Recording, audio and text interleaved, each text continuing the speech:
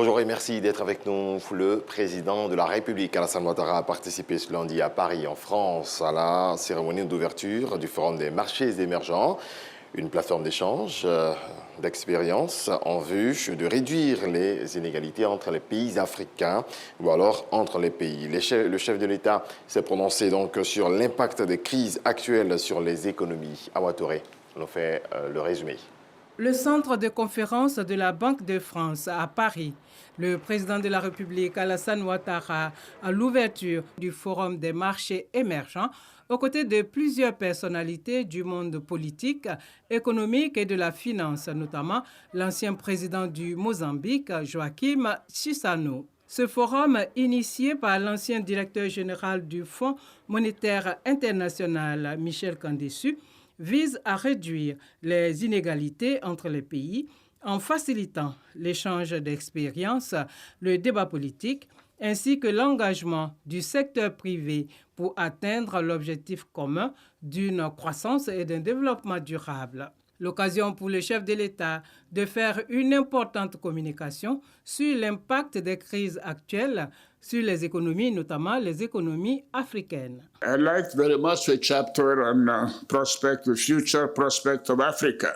Noted that several recommendations have been implemented in Côte d'Ivoire. Le président Alassane Ouattara a d'abord présenté la situation du continent africain en général et celle de la Côte d'Ivoire en particulier, avec les crises de la COVID-19 et ukrainienne.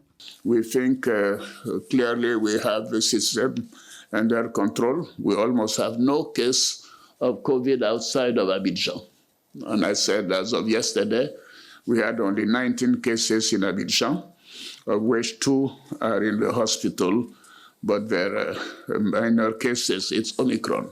Il a proposé par la suite des solutions pour une relance économique et la réduction de la pauvreté à travers une meilleure gestion des économies. Au thème de la cérémonie, le président Alassane Ouattara est revenu sur les grandes lignes de son intervention. Je leur ai expliqué la situation du continent qui a été frappé par cette double crise.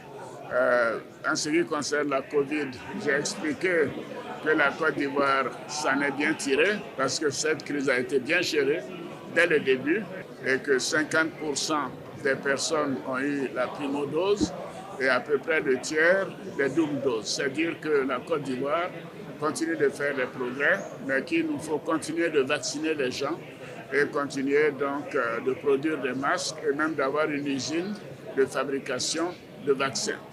Alors, en ce qui concerne les conséquences de la crise de l'Ukraine, j'ai indiqué que ces conséquences étaient sur les produits alimentaires, sur le carburant, bien sûr sur les engrais et aussi sur les finances.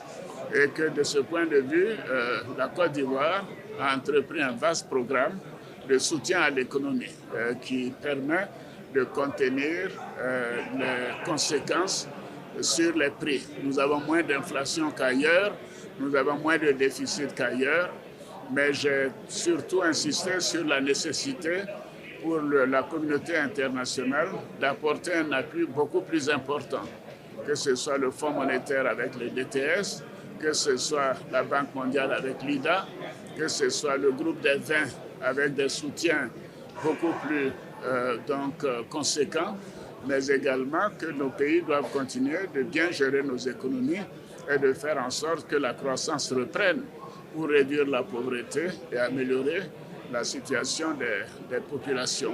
Grand rendez-vous des économistes et bailleurs de fonds.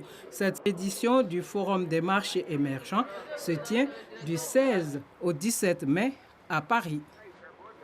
Dans le reste de l'actualité, les autorités de transition au Mali affirment avoir déjoué une tentative de coup d'État dans la nuit du mercredi 11 au jeudi 12 mai. Un groupuscule d'officiers et de sous-officiers antiprogressistes soutenus par un État occidental aurait tenté le coup de force ce soir-là, selon un communiqué des autorités maliennes ce lundi 16 mai 2022. D'après les informations de nos confrères de RFI, depuis la semaine dernière, au moins 10 sous-officiers et officiers maliens ont été arrêtés sur le territoire national. D'autres militaires sont activement recherchés.